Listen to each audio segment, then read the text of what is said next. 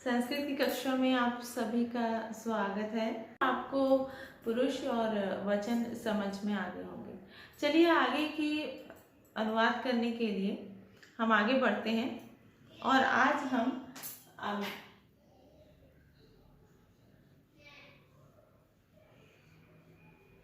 गम धातु का लट लकार पढ़ते हैं। इसके बाद हम जो आपको पहले पढ़ाए पुरुष वचन और गम धातु दोनों से मिला के छोटे छोटे वाक्य से समझाएंगे कि कैसे आपको इन दोनों को मिला करके अनुवाद करना है। तो आज हम गम धातु का पढ़ते हैं। गम मीन्स होता है जाने को कहते हैं, ठीक है। तो इसमें हम पढ़ेंगे सबसे पहले आज लट लकार पढ़ेंगे। आज हम लट लकार। लट लकार का मतलब होता है वर्तमान,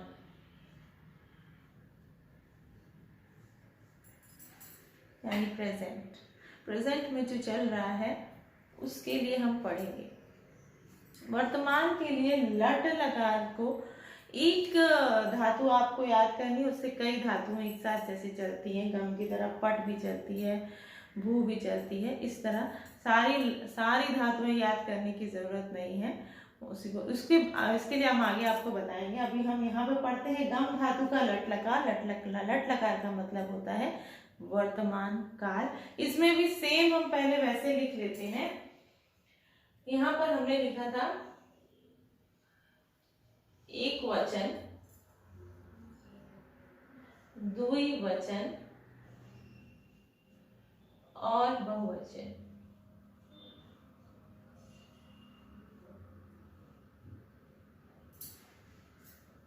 जैसा हमने पिछले उसमें लिखा था। अब हम यहाँ पर ऐसे सीधी लाइन खींच लिए और यहाँ पर हमने लिखा पुरुष।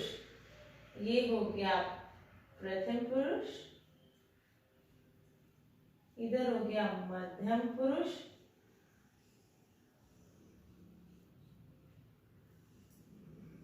इधर हो गया उत्तम पुरुष, ठीक है। जैसा पहले लिखा था वैसे ही लिखा है, लेकिन अब हम यहाँ पर सहतौते नहीं लिखेंगे। यहाँ पर हम लट लकार का वर्तमान काल का रूप लिखेंगे। तो प्रथम पुरुष में हम एक वचन में लिखेंगे गम धातु का है। गम धातु का मीन्स होता है जान। प्रथम पुरुष क्या है? गच्छति। द्विवचन गच्छति, गच्छता, गच्छन्ति, ठीक है। गच्छति, गच्छतः, गच्छन्ति। मध्यम पुरुष में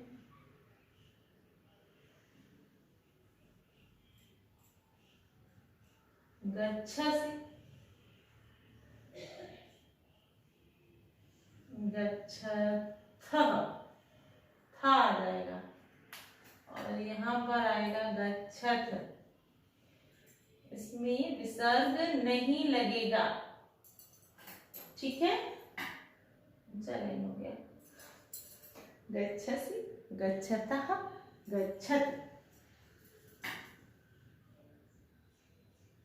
उत्तम पुरुष गच्छामि,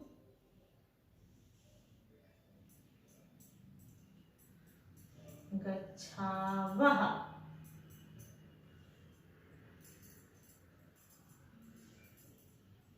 गच्छामः,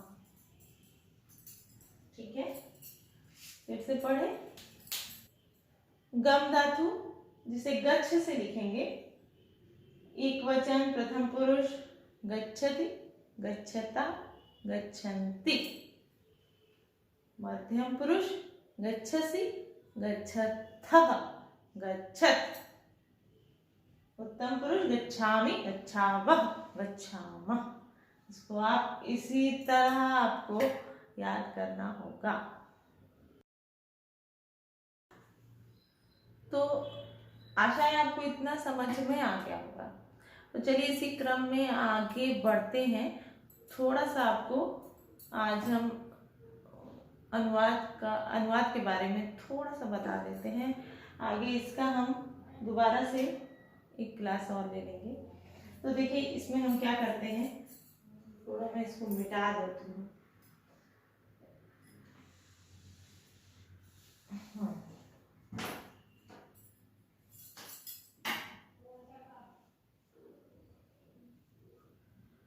तो यहाँ हम आपको समझाने के लिए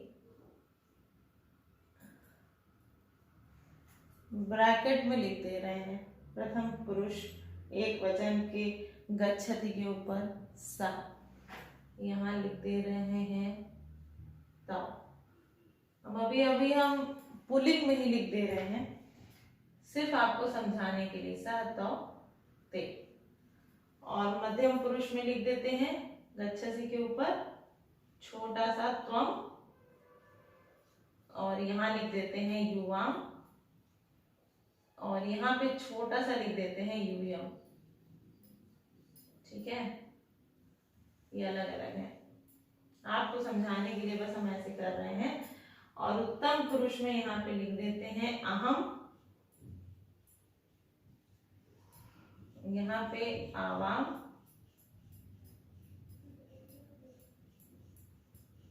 वयम।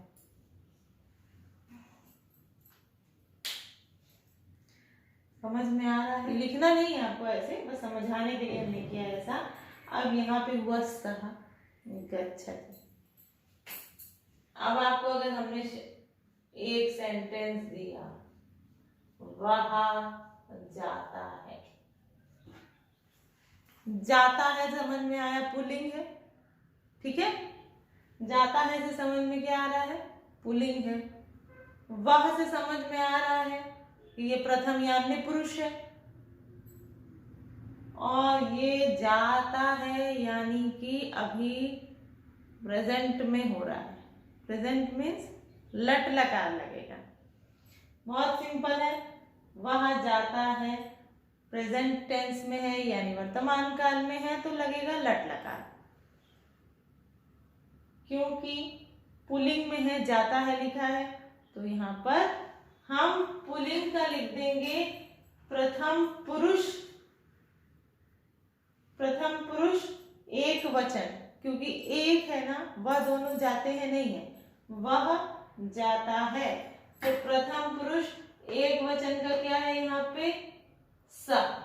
वह का संस्कृत हो गया सा, और सह के साथ वाला ही संस्कृत वर्ड गम धातु का हमें लिखना है गच्छति। सह गच्छति,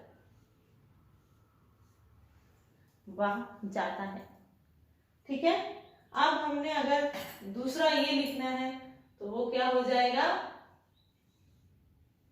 अब देखिए, वह दोनों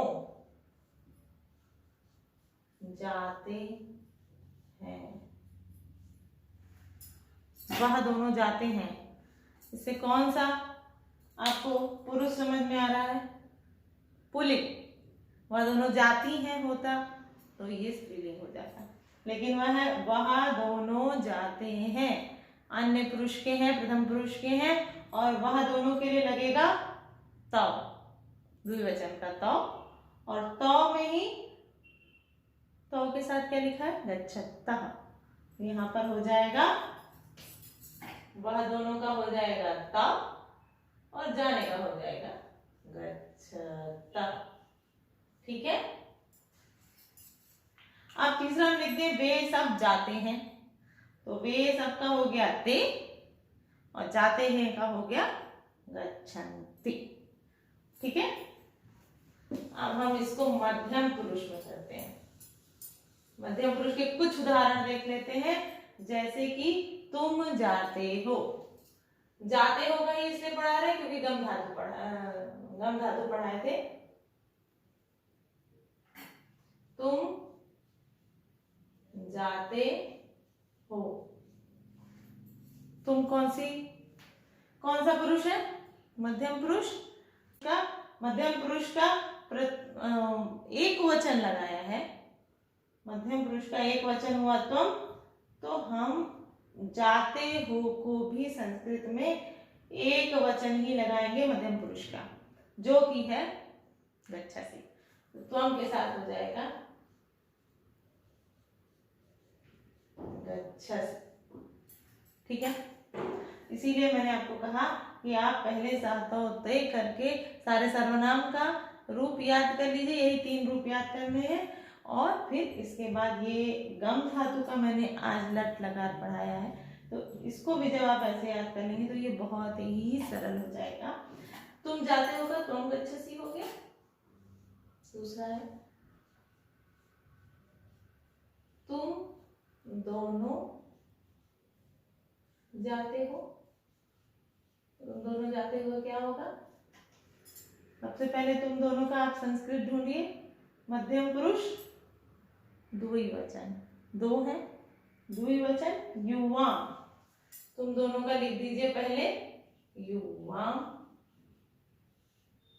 और उसी के ब्रैकेट में, उसी के कॉलम में द्विवचन का गम धातु का देखिए गच्छथः, युवाम गच्छथः। ठीक है, अब है तुम सब जाते हो, तो यहाँ पे करेंगे हम मध्यम पुरुष, तुम सब का हो जाएगा यूयम, जाते हो गच्छत, यूयम गच्छत, तुम सब जाते हो। ठीक है,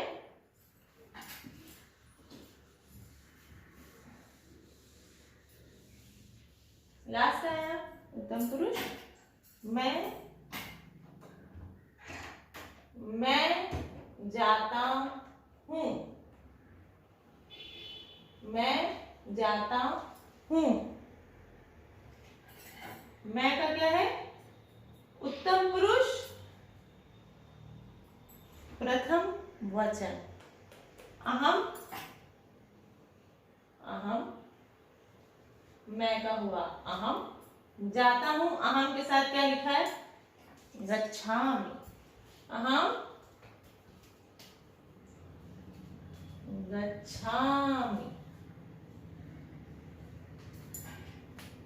फिर होगा हम दोनों जाते हैं, हम दोनों द्विवचन का होगा आवाम, आवाम। अब देखिए द्विवचन में उत्तम पुरुष में गम धातु में क्या लिखा है? गच्छावः, आवाम गच्छावः। फिर है हम सब जाते हैं, हम सब के लिए है बहुवचन वयम, वयम जाते हैं। ये देखिए वयम में क्या लगा है? गच्छामः, तो यहाँ पे गच्छामः लिख देंगे। थोड़ा सा प्रैक्टिस करेंगे और ये बहुत ही सिंपल है। नेक्स्ट क्लास में हम आपका भूतकाल के ऊपर क्लास लेंगे और इसी तरह आपको अनुवाद करना भूतकाल पर सिखाएंगे। तब तक आप इसकी प्रैक्टिस करिए और जो भी आपको इसमें समझ नहीं आया हो आप मुझे दोबारा कमेंट्स में लिख सकते हैं। धन्यवाद।